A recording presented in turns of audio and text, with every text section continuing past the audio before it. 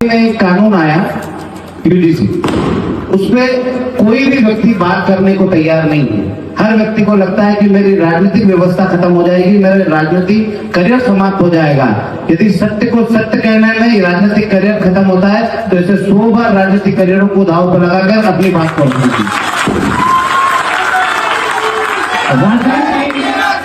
राजनीति कभी भी अपने स्वाभिमान और सत्य से बड़ी नहीं होती है, उससे छोटी होती है। जहाँ सत्य की बात आती है वहाँ सत्य के साथ, धर्म की बात आती है वहाँ धर्म के साथ खड़ा रहना पड़ता है और उसकी लड़ाई को लड़ना पड़ता है, राजनीति को साइड में रखना पड़ता है। क्योंकि राजनीतिक धर्म और सत्य को नहीं बता सकता। सत्य के लिए हमें अपने को राजनीति छोड़ के लड़ना पड़ेगा। तो जितने भी राजनीतिक लोग हैं, अभी आपको पता होगा 13 जनवरी को यूजीसी का नियम आया और 29 जनवरी को सुप्रीम कोर्ट ने यह माना कि हाँ, कहीं ना कहीं सामान्य जाति के बच्चों के साथ भेदभाव हो रहा है। मैं कभी नहीं कहता कि किसी एसटी, एससी या ओबीसी या किसी भी जाति के व्यक्ति के साथ कोई भेदभाव करे या किसी व्यक्ति का शोषण करे। यदि कोई शोषण करता है तो हम उसके खिलाफ लड़ाई लड़ेंगे, चाहे वो हमारा भाई हो।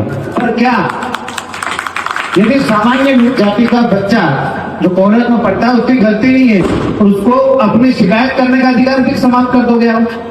यदि हम हमारे गुरु से शिकायत नहीं कर सकते, यदि हमें कोई प्रताड़नाएं मिलती है, हम हमारी बात नहीं रख सकते, तो फिर उस संविधान का तो उल्लंघन हो गया ना।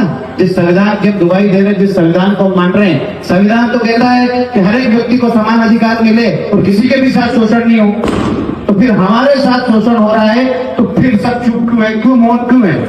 और आपको एक बात बतानी होगी कि जब 29 तारीख को सुप्रीम कोर्ट ने यह माना कि नहीं, सामान्य जाति के बच्चों के साथ भी भेदभाव होता है और इसको स्टे देके 19 मार्च की तारीख डिसाइड करी, तब तक उस पर स्टे कर दिया।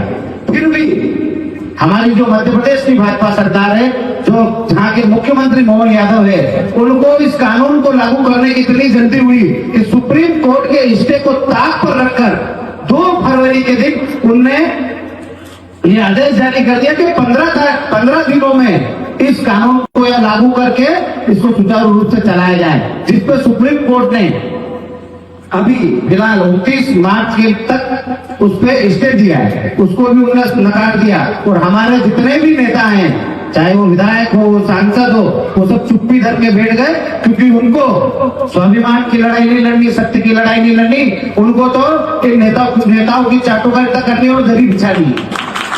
आप हमारे परिवारों को बहुत झंडे उठाइए, बहुत झंडे उठाए हैं, पर आज आपने इन झंडों को नहीं छोड़ा तो आपके बच्चे आपको पूछेंगे जब वो जेलों में पड़े होंगे, जब उनके करियर के साथ खिलवाड़ होगी, जब बच्चे स्कूल जाने से डरने लग जाएगी, जब बच्चे कॉलेज जाने से डरने लग जाएगी, जब नौकरी की बात आएगी तो उनको यूजीसी के झूठे कानूनों में फंसाकर उनका करियर समाप्त कर दिया जाएगा।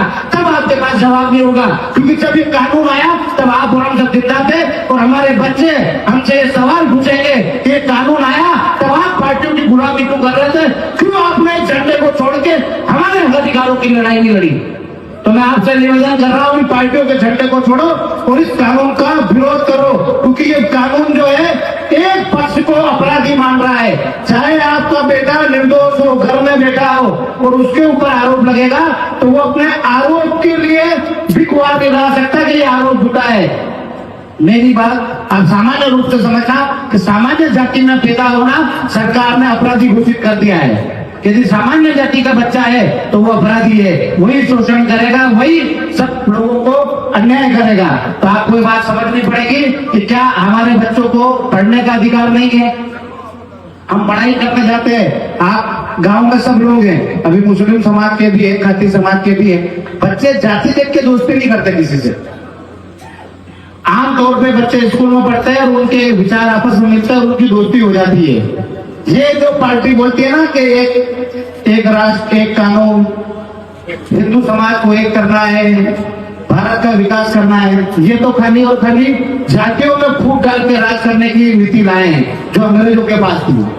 अंग्रेजों ने धर्म में फूट डाली थी और राज करा, या ये जातियों में फूट डालकर राज करना चाहते हैं, बच्चों को आपस में लड़ाकर इनका राज सुचारू रूप से चालू करना चाहते हैं। क्योंकि जब कॉलेज के बच्चे जो पढ़ने वाले होते हैं, जो नौकरी की तलाश में रहते हैं, वो आपस में लड़के अपना करियर खराब कर ले, और जब नौकरी मांगने की बात आए तो उनका चरित्र प्रमाण पत्र नहीं बने, ताकि वो नौकरी नहीं मांगेंगे तो सरकार के सामने रोजगार के लिए कौन आंदोलन करेगा, सरकार से सवाल कौन पूछेगा। इसलिए ये कानून लाए हैं कि दो वर्गों के लोग आपस में लड़े और नौकरियों मांगने से वंचित हो जाए, अपना करियर खराब कर ले।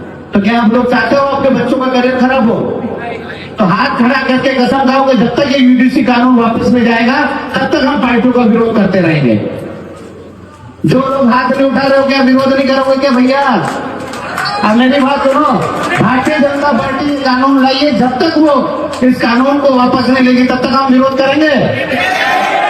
हम सबको मिलकर लड़ना है और हम सत्य की लड़ाई लड़ रहे हैं। ना एसटी के खिलाफ है, ना एससी के खिलाफ है, ना ओबीसी के खिलाफ है, ना अल्पसंख्यक के खिलाफ है। हम सबको साथ में लेके अपना भाईचारा मजबूत रखते हुए हम तो खाली ये चाहते हैं, मुझे मालूम है कोई भी एससी या ओबीसी का भाई ये कभी नहीं चाहेगा कि उसका सामान्य का जो दोस्त है वो झूठे केस में फंस जाए। चाहेगा क्या कोई? हम भी नहीं चाहते कि किसी को झूठा मुकदमा लगे। हमने कभी प्रताड़ना ही नहीं दी, ना हम किसी को बोलते कि आप प्रताड़ित करो, पर हमारे साथ प्रताड़ना हो तो कम से कम हमें हमारा पक्ष रखने का अधिकार हो। यही हम मांग कर रहे हैं।